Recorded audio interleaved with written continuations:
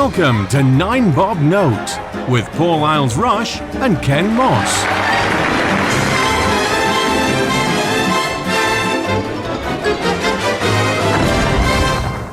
Hello everyone, this is 9 Bob Note. I'm Paul Isles-Rush. And I'm Ken Moss. Hello Ken. Bonjour la Paul. Now, before we start, I actually have a bit of housekeeping. Oh, here we go. We have had some listener feedback. It's time to open up the mailbag.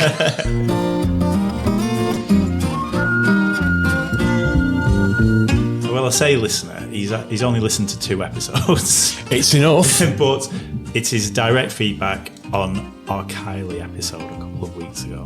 I'm sure you can guess who the feedback is from.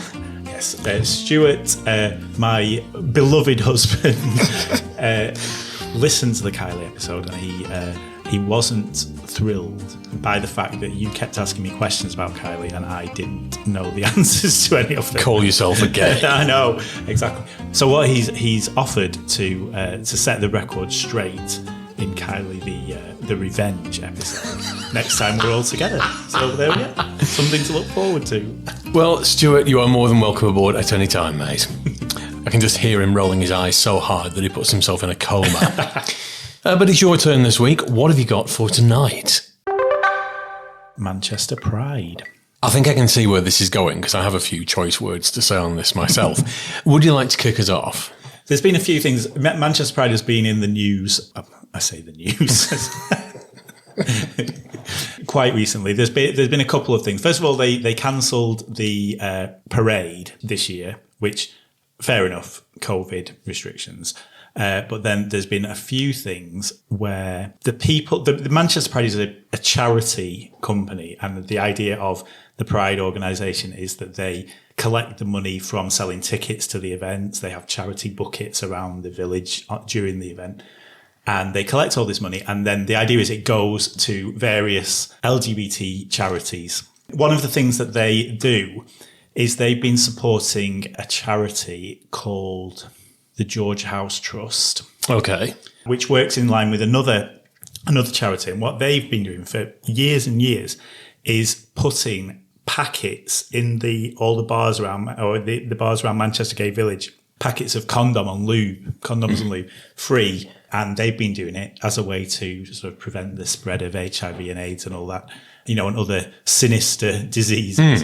And the Manchester Pride this year decided that they're no longer going to provide any funding for them. And that's caused a big hoo-ha. So they've had a look into the accounts of Manchester Pride. And it turns out that out of the money that they make each year, around about 3% of it actually ends up going to charity. It's only because, bear in mind, strangely enough, it's not my area of expertise, Manchester Pride, but I have seen over the past week or so, again, primarily through Twitter, but I've seen a BBC News report about this condoms and lube thing. And in itself, it seems like the tiniest part of it, because any sort of, I say family planning clinic, I don't know what they're called now, but GUM clinic, they'll probably give you them for free. So it's the tiniest part of it. But I think it was something you said about the cost of tickets. I thought you just rocked up. I didn't realise it was something. Is it £70 a ticket or something daft like that? Yes, I mean it's a few years since I've been, but it used to be what they used to do is close off the roads around the gay village in Manchester, and you'd pay, and I think at the start it was maybe £5 or £10, and that was to pay for the fences around the that's fair enough, yeah. But what they've done in the last couple of years is they charge you to get into the gay village. But then they've got a separate event, which is away from the gay village, up near the Piccadilly train station, which is a completely ticketed event. And that's where all the big name acts and stuff go. And I believe tickets for that this year are around about £70. Yes. And so there's a big thing about the whole point of Pride originally was obviously, it started with Stonewall and the protest and, then when I used to go, it was just a party and it was a really nice atmosphere, a good chance for everyone to get together. But now it just seems like a big cash cow. The headline act this year, I believe, is Ariana Grande, who's been paid a huge amount, Of course. to perform. And the chief exec of Manchester Pride sort of said, well, you know, if the gays want people like Ariana Grande, then they're going to have to pay for it, and we can't afford to give loads of money to charity. And it's like, well, did we really ask for Ariana Grande? I can sort of see the arguments on both sides, because the events aren't put on for free and they do cost a heroic amount of money. But if you're going to bang on about it being for charity, you can't do it basically as a backdoor way, unfortunate choice of words, but a backdoor way of paying yourself away. And presumably there are a lot of people work for this, in air quotes, charity. 3% is a fairly lousy amount. Yeah, I think off the top of my head, the figure for well, I don't think last year counts because of COVID, but the year that the figures are most recently available for, I think the amount that went to charity was something. It was still a reasonable amount. It was about £130,000. The chief executive of the charity got paid £90,000, and yeah, I mean, you know, he's obviously doing a job and he should get paid for it, but is that justifiable when you're working for a charity?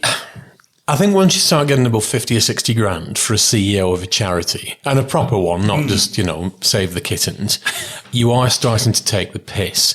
The director of Oxfam gets more than the Prime Minister. Yeah. I think you might be on dodgy ground there, selling blouses for 50p and you're paying yourself 160 grand or whatever it is. That doesn't look too good. No. And I mean, I remember going to Pride and it just being, you know, there wouldn't be massive, you know, the headline act would be, you know, maybe someone who'd been on the X Factor the year before or something like that. And then you'd have drag queens doing shows and like some of the village DJs and stuff. And people didn't go for big names. The big names. They just went because it was a really good party. But a really good gay out. Exactly. A good gay out. Just stick with me. I've got hashtags aplenty. Yeah, and it's just a shame. But there was an interview with the chief exec, who is called Mike something, and he said today that the reason why they've withdrawn their funding for the condoms and lube charity is because in 2019 that charity, which is a HIV and AIDS fundraising and awareness raising charity, they changed their focus, if you will, so that it wasn't just we're supporting gay people with HIV and AIDS. We support anyone with HIV and AIDS. And so Manchester Pride took umbrage with that and said, well, no, we only want our money to go to gay people. Which seems a slightly strange. I mean, this is about 5 days after the story broke. He finally weaseled out this kind of crappy. Well, I thought the initial excuse was that the funding has dropped by 90% because of COVID.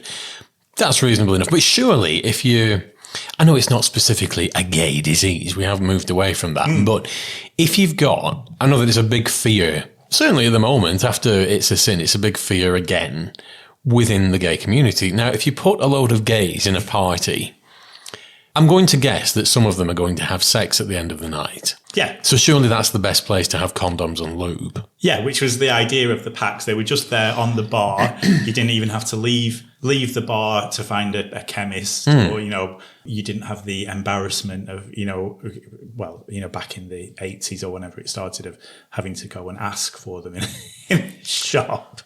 And it was just there because it's something that is important. There will be people who'll just do it on the spur of the moment, and if they've not got anything, then they won't use anything. And it's like, and now I just don't see the point of a gay event that whittles away all the things that might make the gay event a little bit more gay in favour of basically a pop concert. Yeah. Yeah, and that's it with the Ariana Grande and, well, whoever it was that they were going to book. There's going to be people there who aren't even remotely interested and don't know anything about the origins of Pride. And because of where this Pride is, they won't even go anywhere near the gay village. Yeah, they'll just go straight to this Ariana Grande concert and not even think about it. And I would guess that £70 for a ticket to see Ariana Grande is probably quite cheap. Reasonable now, yes. So they're getting a concert that's essentially subsidised by all the gays who are going just because they always go to Pride. Having never been to we must do a 9-bob note on tour and go to the gay village and you can educate me in the ways of the gays. But having never been to a Pride or anywhere near one, the vibe coming through has not been... It does seem to have all focused around the fact you've taken away our condoms and lube.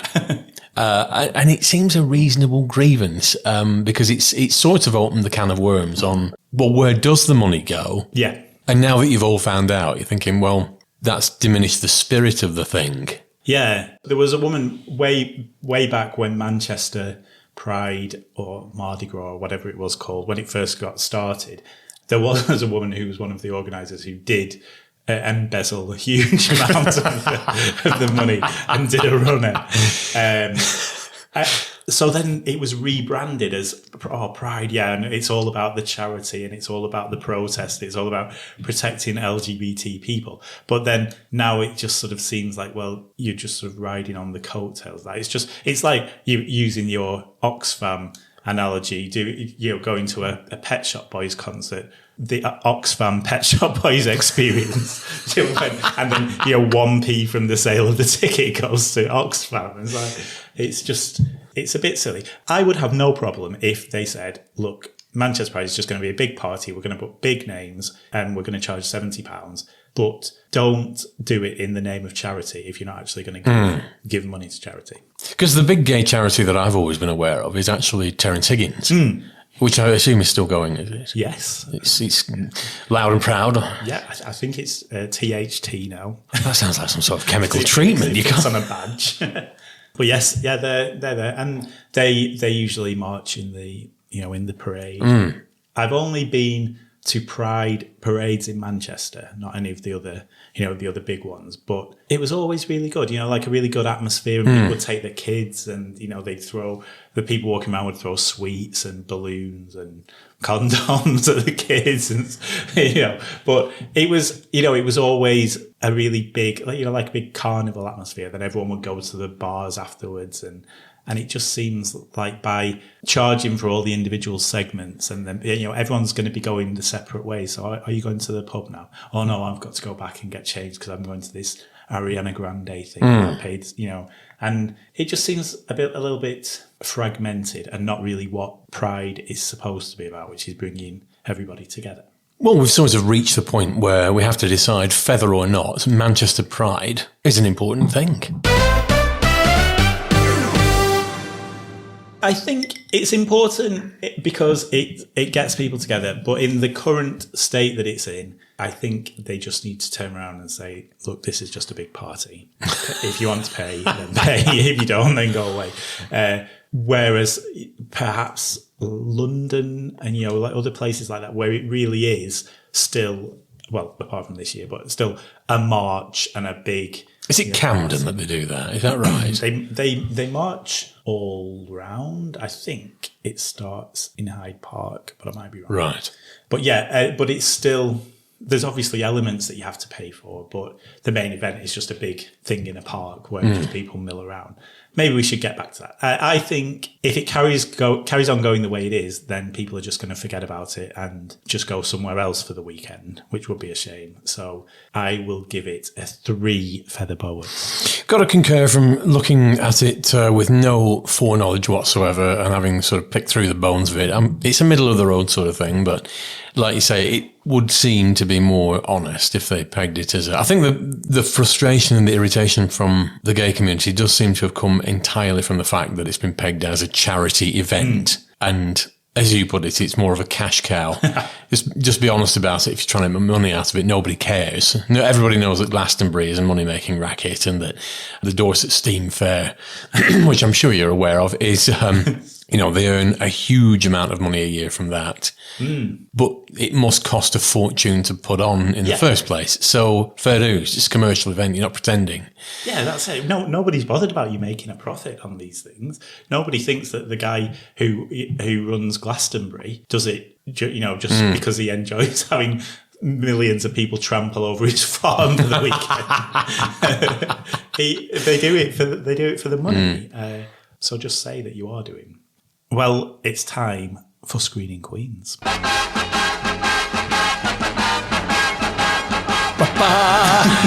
What have we got for this week? Well, there's only one thing that we can pick for this weekend, and that is one of the best films of all time, Pride. I know of it because Simon Exton has sent me a DVD copy of it for my other podcast with him, The Extamos Experiment. Of course, I haven't watched it because I get about 3 DVDs a day. What's this one about? This is set in the 80s, and it's the story of a group of gay and lesbian people who live in London. They're looking for a cause to get involved with, something to fight for. And someone puts them in touch with a small village in Wales, which has a mine that's about to be shut down, or has been shut down. And so they decide that that's going to be their cause. So they get in the bus and go over to this mine, and it is filled with the kind of people that you can imagine in a small Welsh mining town. I thought you were saying the mine was filled with gays. It's a gay mine, like in The Simpsons, the factory. Mine camp.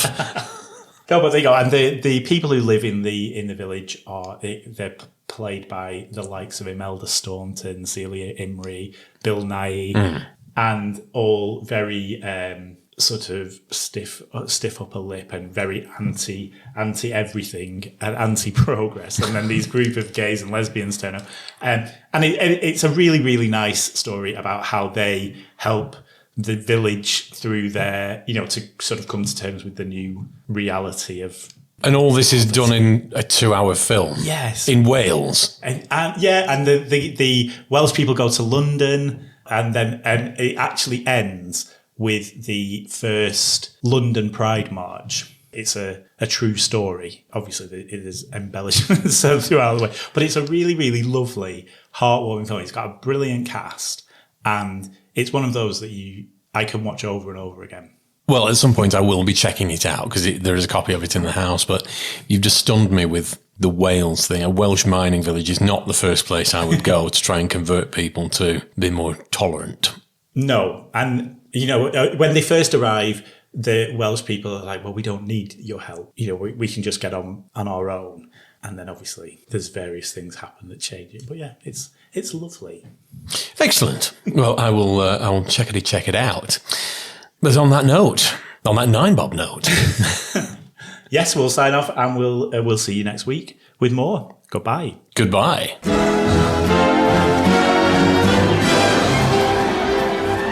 9-bob Note featured Paul Isles-Rush and Ken Moss. Title music was by Mark Shyman, and the programme was produced by Maverick Productions.